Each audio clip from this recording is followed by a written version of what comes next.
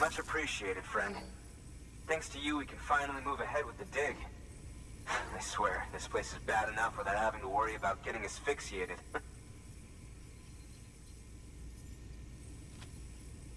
Not that I need to tell you.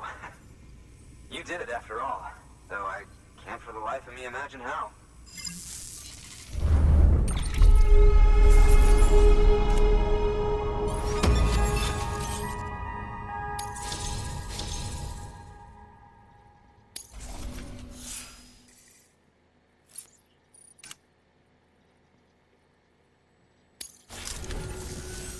You can set up the chiral network while I work.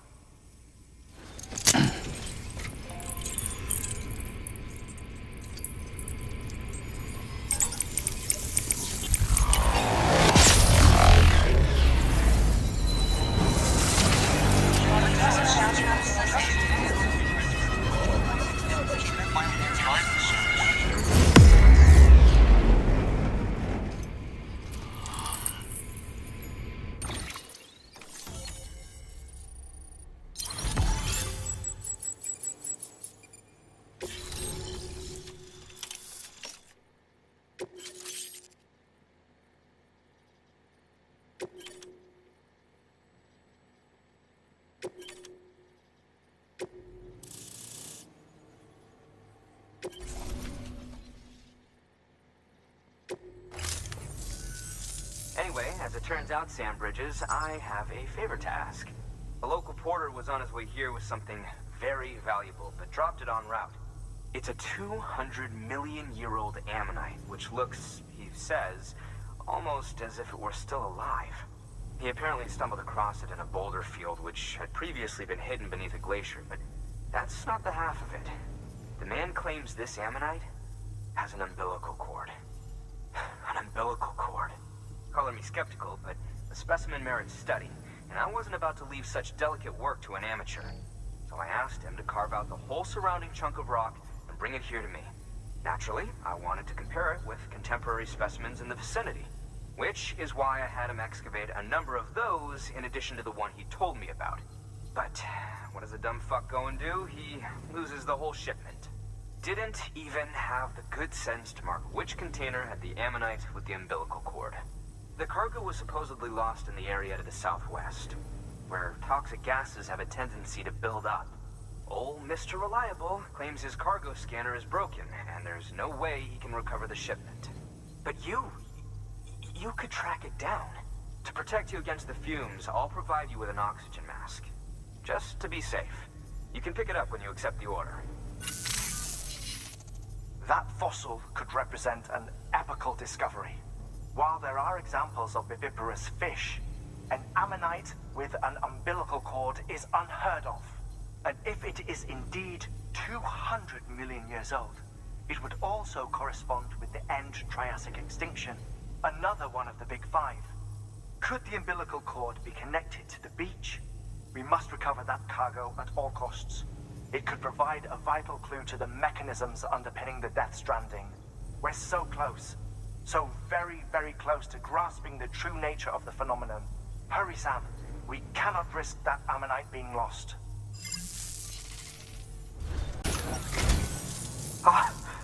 You found it! Let me see. I have to see it. Oh my. It really is immaculately preserved. Uncannily, even.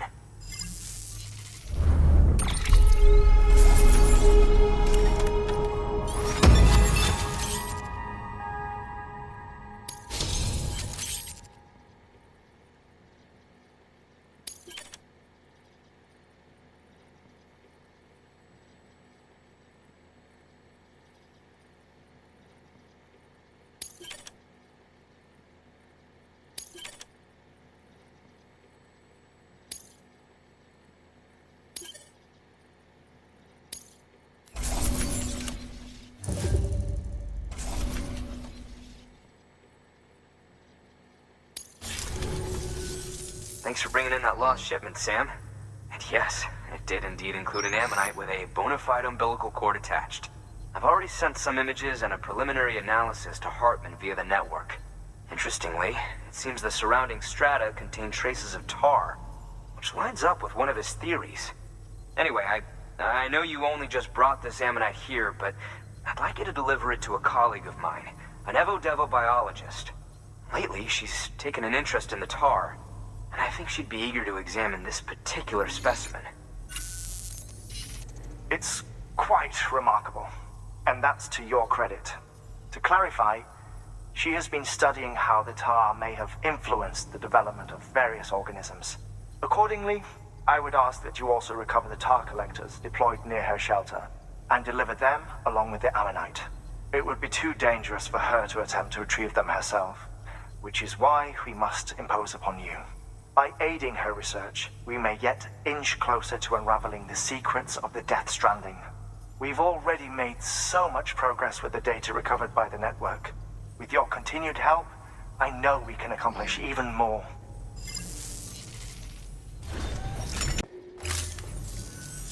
Thank you. It goes without saying, but I am convinced that the tar is related to the BTs and the Death Stranding. After all, both it and Timefall are the defining features of the post-Stranding ecosystem. Sudden environmental changes such as these invariably lead to the extinction of organisms that fail to adapt. Those that do adapt do so by virtue of enhancers, the regions of DNA that grant successful organisms their advantages. These genetic factors are the key to evolution. But there are genes which have the opposite effect, those which disadvantage organisms. Extinction factors, as they have been called.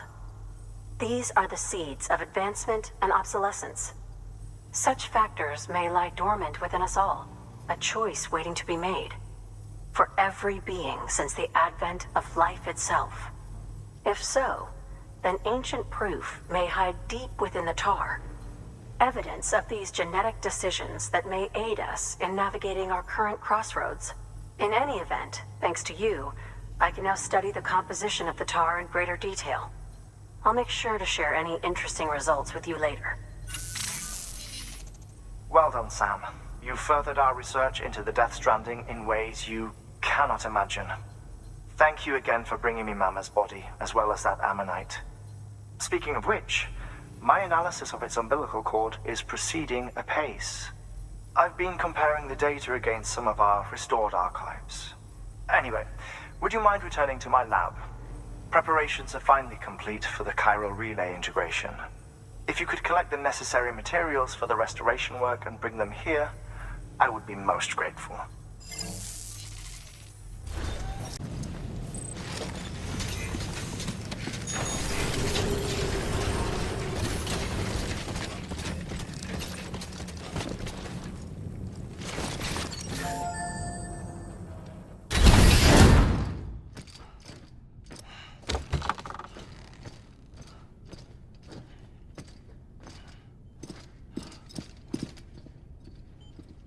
Thank you, Sam. In reclaiming our past, we've uncovered a number of vital clues. Don't worry, I just got back. We have time. When you met with Mama, you experienced a strong antigen-antibody reaction, correct? There was a BT in the room. There was, but something else may have been causing it. I've discovered large quantities of chiral matter in Mama as well. Not just the usual kind that collects on our skin or on our suits. It's in all her cells. Cells that are no longer active. The BT you encountered there was special. It was her child, but also her own soul. Somehow, her car and half failed to separate. They must have remained connected through the umbilical cord. It's the only explanation. Is that why I didn't get a bruise where she touched me? Yes, and there's more. 10 seconds to cardiac arrest. 5, 4, 3, 2, 1. I modified the log times. Headquarters will have no record of what we say. Look, a message from Deadman. It came with the umbilical cord. Sam, I'm sorry. You deserve to know what you were carrying. But I couldn't risk Heartman finding out about the case. So I had no choice but to keep it off the books. You've got to keep this between us. We still don't know if the director can be trusted. The umbilical cord was taken from Bridget Strand. I removed it in secret.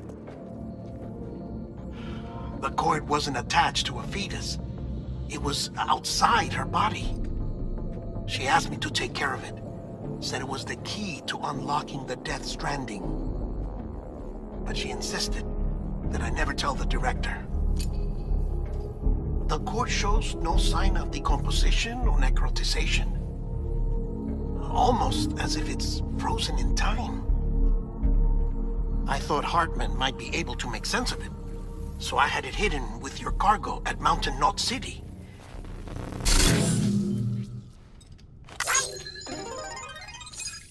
Deadman's observations were accurate. It's just like Mama's corpse. What do you mean? I mean, they share a very unique property. Both contain large amounts of chiralium in their cells. In other words, the President's cord was somehow connected to the beach, and that allowed it to escape the flow of time. I've put together the bones of a theory. It's patchy, but worth sharing, I think. Life on Earth has been rocked by many extinctions, great and small, including the Big Five. And if you examine the Earth's strata, its history, if you will, you'll find chiralium deposits that can be dated to each. What if the manifestation of beaches and other associated phenomena correspond to extinction-level events? You mean? Yes. Our Death Stranding could just be the latest of many. The records and research you helped us to recover strongly suggest that we are in the middle of the 6th extinction. 6th extinction? Come on. You know what this is, yes? A frozen mammoth from 10,000 years ago. Correct. And this? The Iceman from 5,300 years ago. They both had the same umbilical cords. Bullshit. Humor me. What if the mammoth and the Iceman weren't frozen? You're saying time stopped for them just like it did for Mama? Unfortunately, all these specimens were lost in the Death Stranding, so there's no way to examine the genuine articles, but some fragments of data did survive. With the aid of the chiral network, we may be able to piece together something more concrete using Evo-Devo tech. All right, how's this? A dinosaur from 65.5 million years ago. Umbilical cord, not decomposed. Only mammals have umbilical cords. No. Only mammals have umbilical cords used for childbirth. This is something else. Call it a strand from the other side. I propose that mammalian umbilici are a sort of mimesis of the strand that then evolved over time. We shouldn't assume that everything about a Death Stranding is detrimental to life. Trilobites, ammonites, dinosaurs, the mammoth, the Iceman, all preserved as if frozen in time, all without exception, found with strands, which is to say that all may have been connected to the beach. And this, when viewed in the context of the extinction entity, EE theory, leads me to surmise that organisms with strands are in fact extinction entities. You see, Sam, EEs are connected to the beach via their strands, and it is through this connection that they somehow bring about a Death Stranding. So you're saying Bridget was an extinction entity? It's far too soon to say anything for certain. And since you burned her body, we may never know. Higgs said Amelie's an EE, that she doesn't have dooms like the rest of us. Sam, think. Assume that President Strand was an EE. Isn't it possible that her daughter is too? At the very least, Higgs may hope as much now that the President is unavailable. So he kidnaps her for EE powers or whatever to cause a mass extinction. Perhaps. Perhaps not. I doubt a single EE is powerful enough to cause a death stranding, assuming Amelie is an EE. Well, Higgs sure thinks she's got what it takes. Indeed. And we need to get her back as soon as possible. 1 minute remaining. Please hold on to something secure. Ah, this one is real. Sam, go west. How do you want me to handle Heartman? With your customary reserve. Nothing good will come of him learning of our suspicions. Whatever else is going on, we still need the chiral network. Right.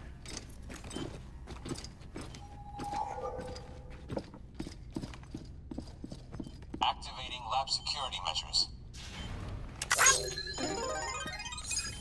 5, 4, 3, 2, 1.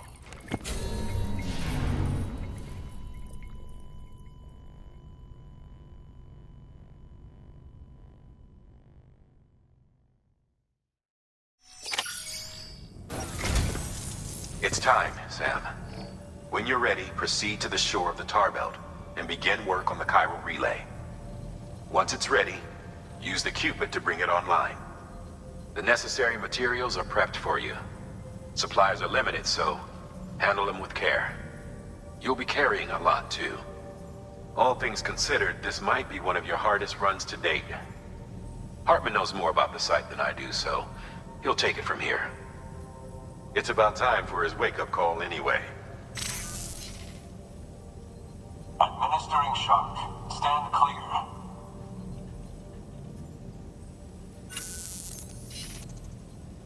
Right. About that way station. The site we have chosen was an original candidate for the way station we lost to the tar belt. Ironically, we suspended construction because we deemed it a little too unstable and not worth the risk. But this time, it's our best shot. So let's hope we weren't right to change horses in midstream. Fortunately for us, the foundation we laid down is still intact. All you have to do is transport the necessary materials to the site and finish the job. I'm afraid it's the only way we can expand the network further west and rescue Amelie. We're counting on you, Sam.